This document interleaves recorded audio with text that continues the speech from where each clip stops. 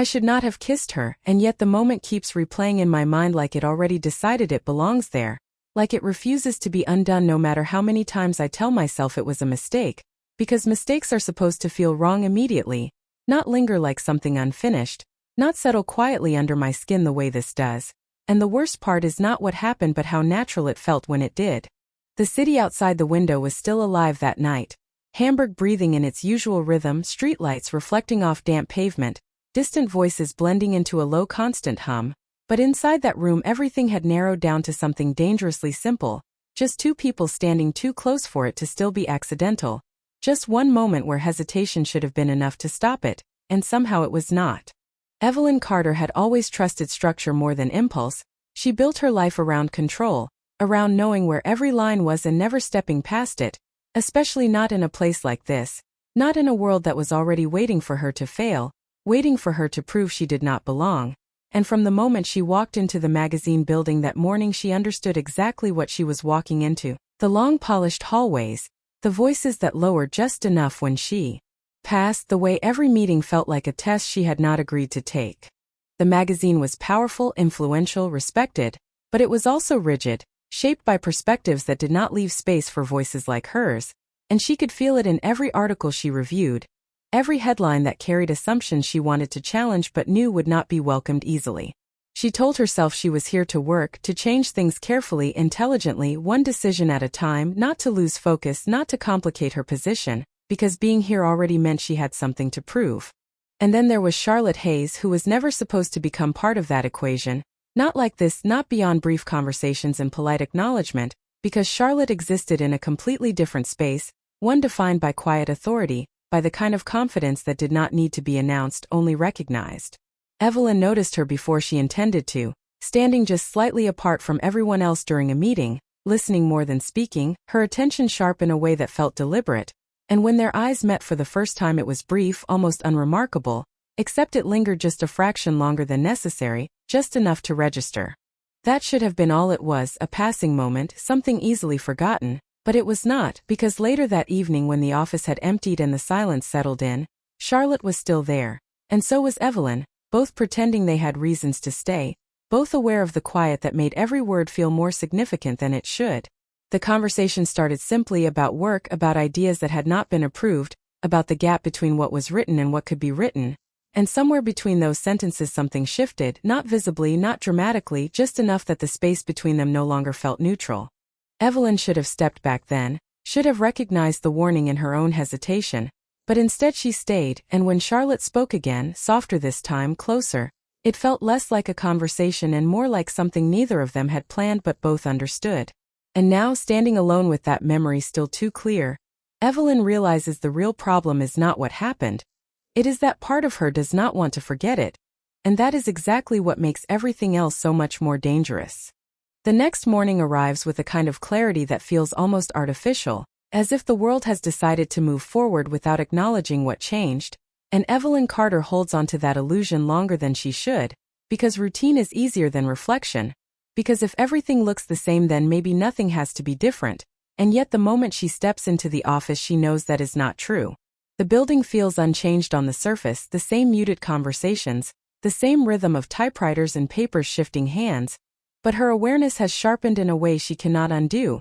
Every glance carries weight now. Every interaction feels like it might reveal something she is not ready to explain. She tells herself to focus, to return to the structure she trusts, reviewing articles with precise attention, marking edits with steady hands, grounding herself in work that does not ask personal questions. But even that becomes complicated when Charlotte Hayes walks into the room as if nothing happened, composed, measured, entirely in control of her presence. It would have been easier if there were signs of discomfort, some indication that the night before had unsettled her as much as it did Evelyn, but there is none, and that absence is its own kind of tension, because it leaves Evelyn uncertain whether she imagined the depth of that moment or whether Charlotte simply knows how to conceal it better. Their first exchange is brief, professional, almost distant, and yet it carries an undercurrent that neither of them addresses, a shared awareness that exists just beneath the surface of their words, shaping the space between them without ever being spoken aloud. Evelyn tries to convince herself that distance is the right response,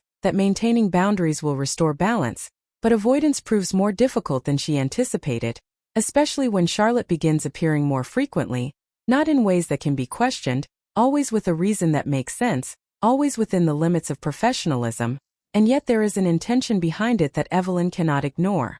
By the afternoon, the pressure builds quietly, not from any single moment but from the accumulation of small ones, a look held just slightly too long, a conversation that lingers past its natural end, a sense that something unresolved is waiting to be acknowledged. Evelyn steps outside briefly, needing air, needing distance from a space that suddenly feels too confined, and Hamburg greets her with its steady, indifferent motion, people moving along the sidewalks, the cool breeze carrying the faint scent of rain, everything continuing without pause. She should feel grounded by that, reassured by the predictability of the world beyond the office, but instead she feels the contrast more sharply, because outside everything is simple, and inside nothing is. When she returns, she finds Charlotte alone near the editorial desks, reviewing a draft with quiet focus, and for a moment Evelyn considers turning away, choosing distance again, but something in her resists that instinct, something that is less about impulse now and more about clarity.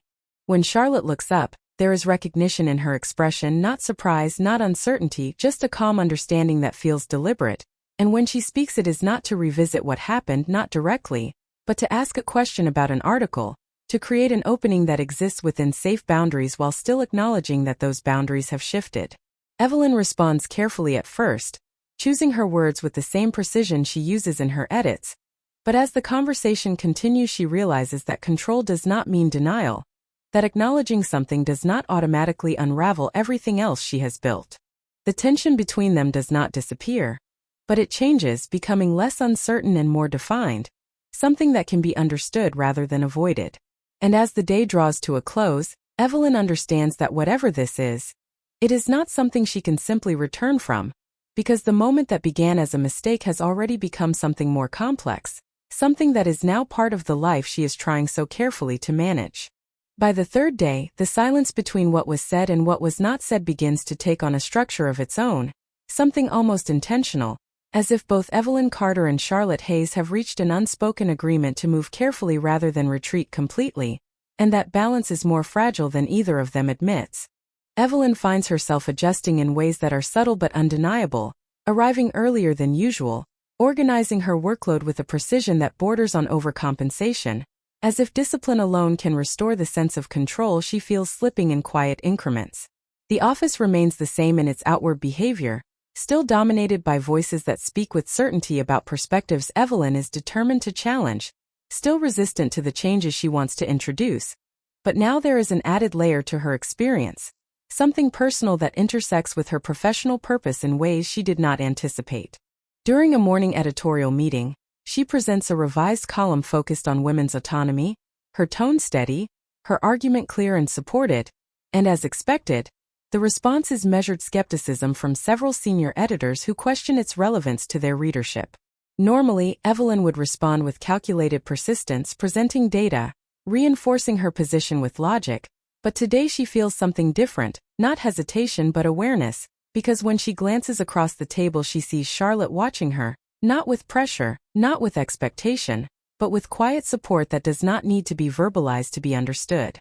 It is a small moment easily overlooked by anyone else, yet it anchors Evelyn in a way she cannot explain, giving her the confidence to continue without softening her stance, to hold her ground even when the room does not immediately agree. After the meeting, the tension does not dissolve as it usually would, instead it lingers, shifting into something more focused, because success here is never immediate, it is negotiated, and Evelyn knows that every idea she introduces will be tested before it is accepted. She retreats briefly to her office, reviewing notes, preparing for the next discussion, but her thoughts are divided, not scattered, just layered, because alongside her professional strategy there is an awareness of Charlotte that remains present, steady and unresolved. Later in the afternoon their paths cross again, this time in a quieter setting near the archive shelves, where the noise of the main office fades into the background, and for a moment neither of them speaks, not out of discomfort, but because the space between them feels deliberate, like a pause that holds meaning rather than emptiness.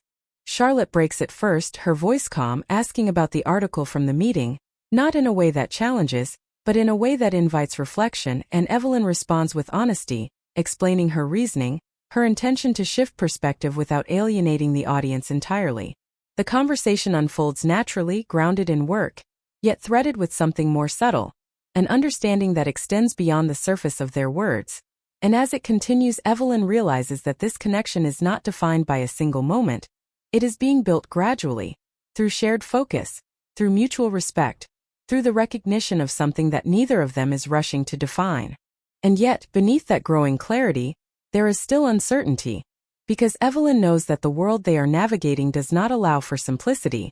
that every choice carries consequences that extend beyond personal desire. As the day comes to an end and the office begins to empty once again, she finds herself standing at the threshold of a decision she is not ready to fully make, aware that continuing forward will require more than careful balance. It will require a willingness to face what this connection truly means, not just for her career, but for the life she has kept carefully contained until now. By the end of that week, the rhythm between restraint and curiosity becomes something Evelyn Carter can no longer ignore. Because what once felt like a single moment has now settled into a pattern, quiet but persistent, shaping her decisions in ways she did not plan. She begins to notice how often her thoughts return to Charlotte Hayes even when she is fully engaged in work, how a simple interaction can linger longer than it should, not as a distraction, but as something that feels increasingly significant.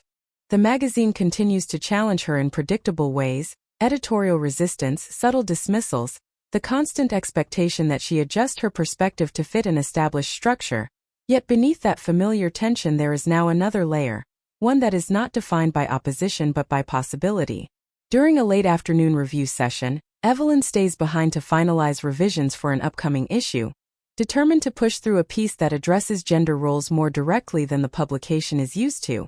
And while she works, she senses rather than sees Charlotte enter the room, her presence calm, unhurried, as if she belongs in every space without needing to claim it. There is a brief moment where neither of them speaks, and instead of discomfort, there is a quiet awareness that feels almost steady now, as if they have both accepted that avoiding each other is no longer the intention. Charlotte moves closer, her attention drawn to the draft Evelyn is reviewing, and when she asks about it, her voice carries genuine interest, not surface-level curiosity, but something deeper, something that invites conversation without pressure. Evelyn explains her reasoning, her desire to shift the tone of the magazine gradually but meaningfully, and as she speaks, she realizes that she is not defending her ideas the way she usually does. She is sharing them, allowing them to exist without needing immediate validation. Charlotte listens without interruption, her expression thoughtful, and when she responds it is not with critique, but with encouragement that feels measured and sincere, reinforcing the idea that change is possible even in a space that resists it. The conversation lingers, moving from work to quieter reflections, and for the first time, Evelyn allows herself to acknowledge what has been building between them, not through direct admission, but through the way she no longer steps back, the way she remains present instead of retreating into distance. The space between them narrows slightly, not dramatically, not in a way that draws attention, but enough that it feels intentional, and when their eyes meet there is a clarity that was not there before, an understanding that whatever this connection is, it is not accidental anymore. Evelyn feels the weight of that realization, not as fear, but as something more complex, because with clarity comes consequence, and she knows that continuing forward means stepping into something that cannot remain hidden forever. Charlotte seems to recognize this as well, her expression steady, her presence unwavering, as if she is offering a choice without demanding an answer. And in that moment, Evelyn understands that this is no longer about a single decision, it is about a direction, one that will shape everything that follows. As the evening settles in and the office grows quiet once again, Evelyn gathers her notes, her movements deliberate, her thoughts focused in a way they have not been before, because she knows that whatever comes next will not be defined by uncertainty alone, it will be defined by whether she is willing to accept what she already feels, even if doing so changes more than she is prepared for. The shift from uncertainty to something more defined does not happen all at once, it unfolds gradually, almost quietly, until Evelyn Carter realizes that what she once tried to contain has begun to influence not only how she feels, but how she moves through her world, and there is no clear point where she can step back without acknowledging what has already changed. The following week brings new challenges at the magazine, a heightened resistance to the ideas she has been carefully introducing, as if the subtle progress she made has triggered a stronger need to maintain the status quo. And during a key editorial meeting, her proposal for a feature centered on women's independence is met with firm opposition, not openly dismissive, but strategically undermined with concerns about audience reception and market expectations. Evelyn listens, composed, absorbing each argument without interruption, but beneath that calm exterior there is a growing clarity, not just about her work, but about what she is willing to stand for, and when she finally responds, her voice is steady, measured, yet more resolute than before, because she is no longer speaking from a place of cautious introduction, she is speaking from conviction. The room does not immediately shift in her favor, but something changes in the tone of the conversation, a subtle acknowledgement that she is not going to retreat as easily as they anticipated. After the meeting, the atmosphere remains tense and Evelyn senses the quiet evaluations around her, the unspoken questions about how far she intends to push, and whether she understands the risks of doing so. But instead of feeling isolated, she finds herself grounded by something unexpected, the knowledge that she is not entirely alone in this space. Charlotte Hayes approaches her later that afternoon, not in a way that draws attention, but with the same composed presence that has become both familiar and significant, and when she speaks, her words are simple, yet they carry a weight that resonates deeply, an affirmation that does not need elaboration to be understood. They step away from the main office, finding a quieter corner where the noise of the day fades just enough to allow for something more honest, and for a moment neither of them focuses on work, not because it is unimportant, but because there is something else that requires acknowledgement. Evelyn feels the shift before it is spoken, the recognition that continuing to pretend nothing has changed is no longer an option, and when she looks at Charlotte, she does not look away this time. She holds that connection with a steadiness that surprises even her. There is no dramatic declaration, no sudden turning point, just a conversation that moves carefully through the space between what is known and what is felt. And in that space, Evelyn allows herself to admit, quietly but clearly, that what exists between them is real, not a moment, not a mistake, but something that has grown despite her efforts to control it. Charlotte listens, her expression calm, yet there is a depth in her gaze that reflects the same understanding, the same acceptance of what this means, and when she responds, it is not with urgency,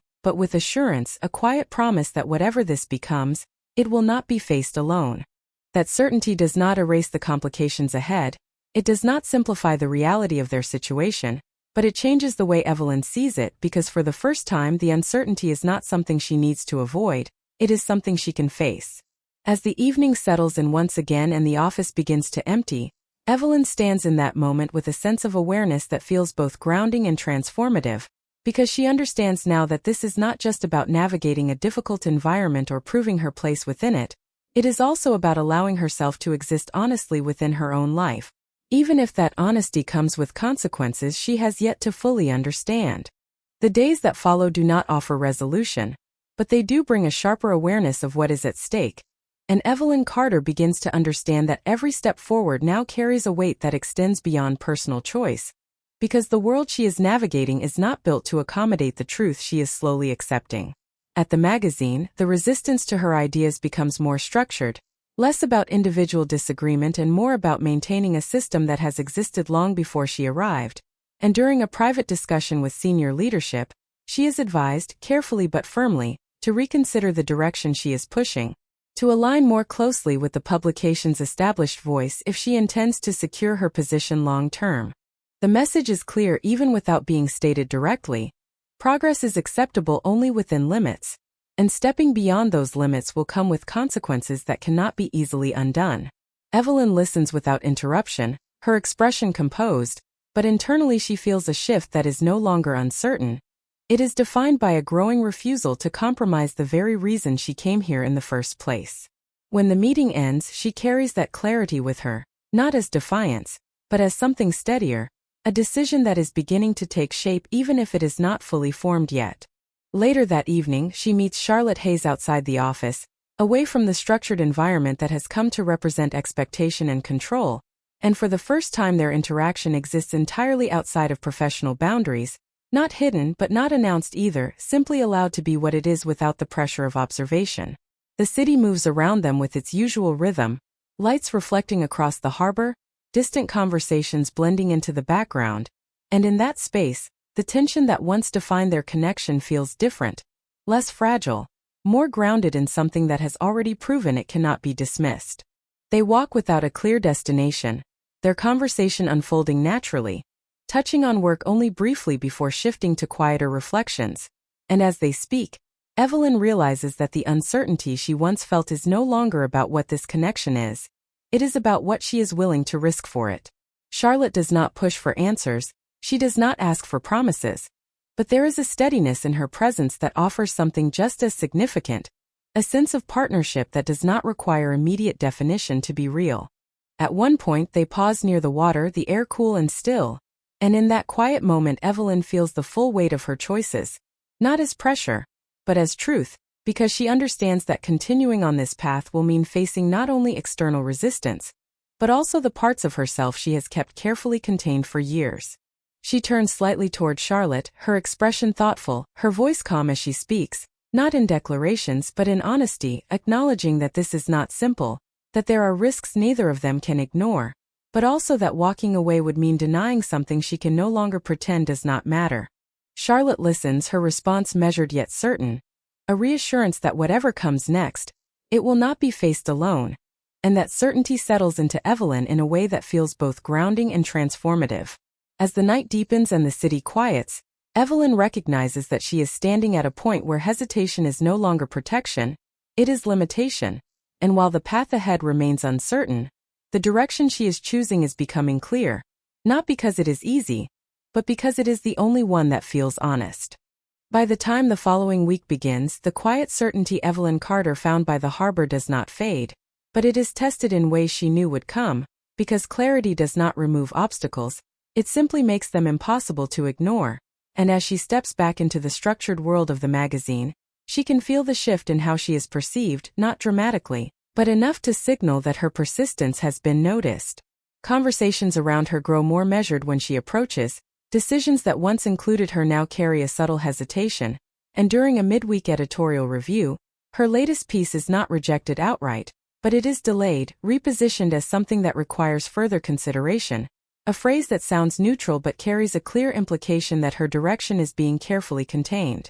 Evelyn listens, her posture steady, her response composed, but internally she recognizes the pattern, the way resistance evolves when direct opposition is no longer effective. And instead of reacting with frustration, she adjusts not by retreating, but by refining her approach, strengthening her arguments, ensuring that every idea she presents is supported in ways that cannot be easily dismissed. Yet even as she navigates these challenges, her awareness remains divided, not unfocused but layered, because her connection with Charlotte Hayes continues to exist alongside everything else, not as a distraction, but as something that now influences how she understands herself within this environment. Their interactions remain careful, never drawing unnecessary attention, but there is a steadiness between them that has deepened, an understanding that does not require constant reassurance to remain present. Late one afternoon, Charlotte approaches her with a quiet urgency that is subtle but unmistakable, suggesting they step away from the main office for a brief walk,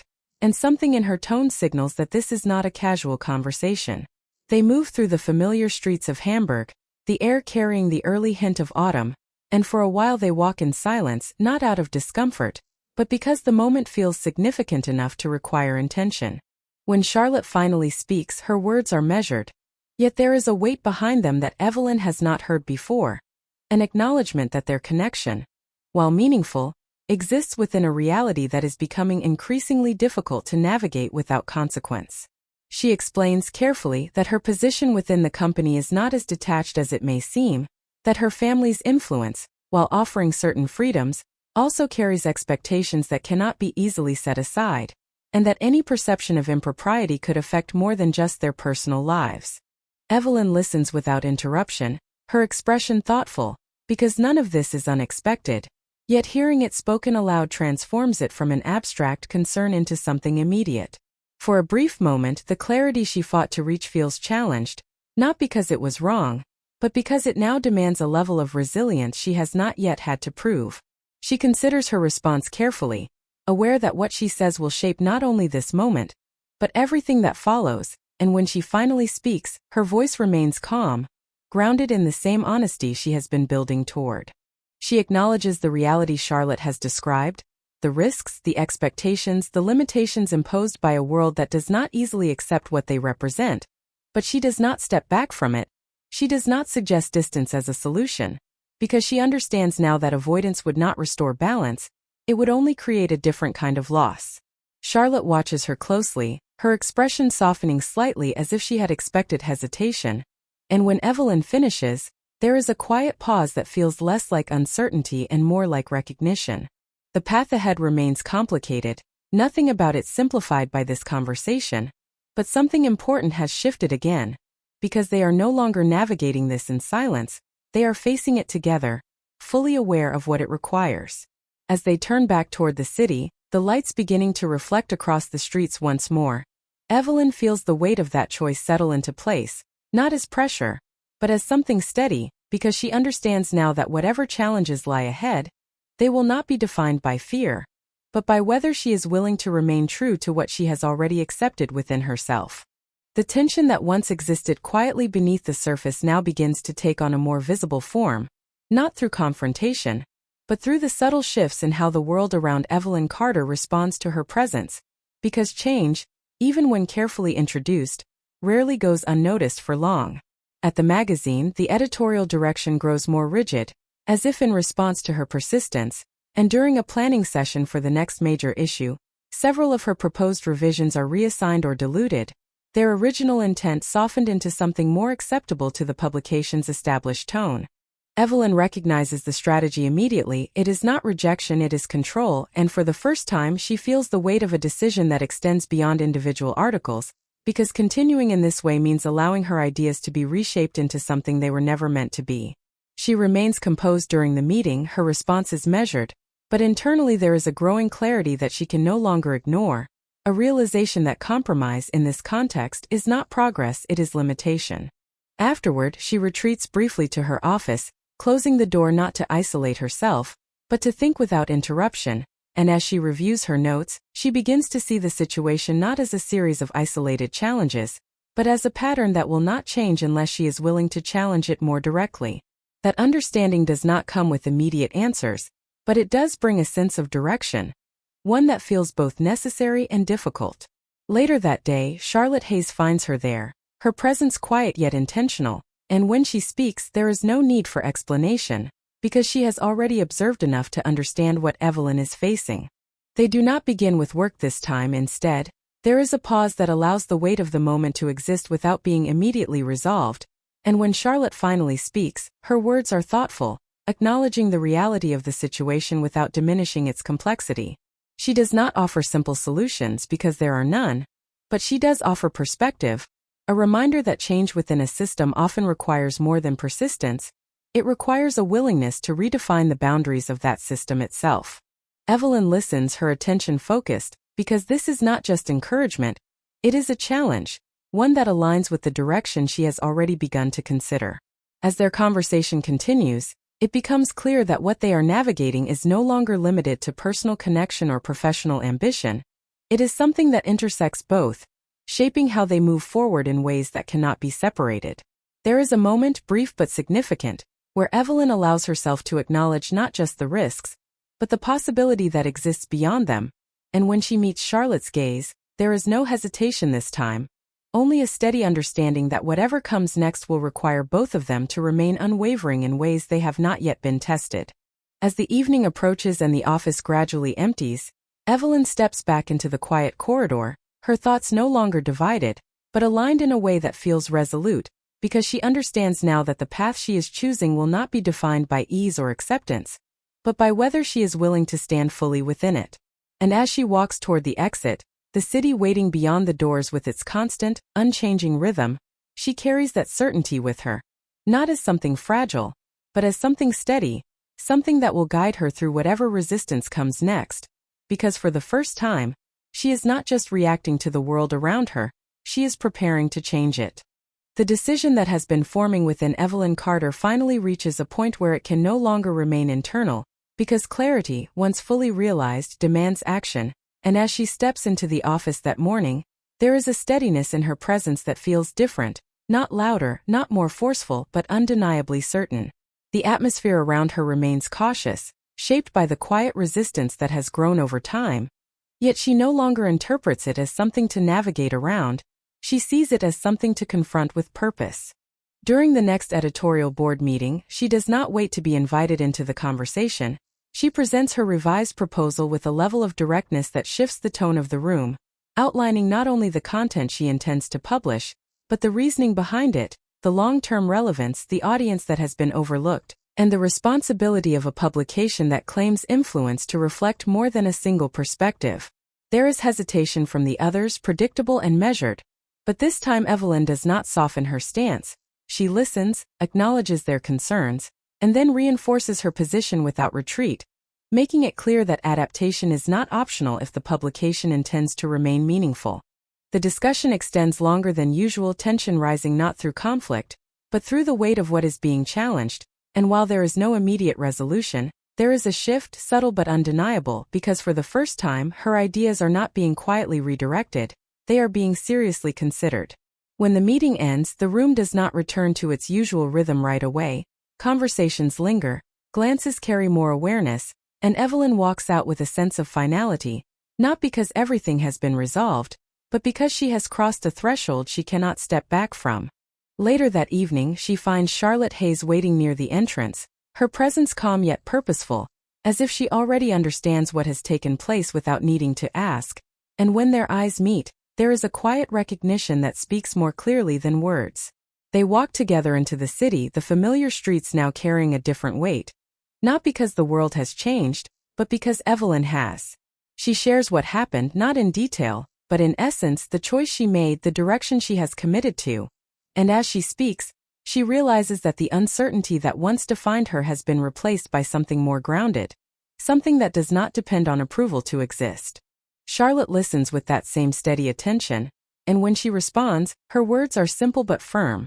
A reflection of support that does not waver. A reminder that standing alone does not mean being without someone beside you. They pause again near the water, the quiet stretching between them, but this time it is not filled with hesitation, it is filled with understanding, and Evelyn allows herself to fully acknowledge what this connection means, not as something hidden or temporary, but as something real that exists alongside everything else she is building. There are still challenges ahead, expectations that will not disappear, consequences that cannot be avoided, but for the first time, those realities do not feel like barriers, they feel like part of a path she is willing to walk. As the city lights reflect across the water and the night settles in, Evelyn stands with a sense of completeness that she has not felt before, because she understands now that this is not just about changing a publication or proving her place within it. It is about living with honesty in a world that does not always make space for it, and choosing that honesty anyway.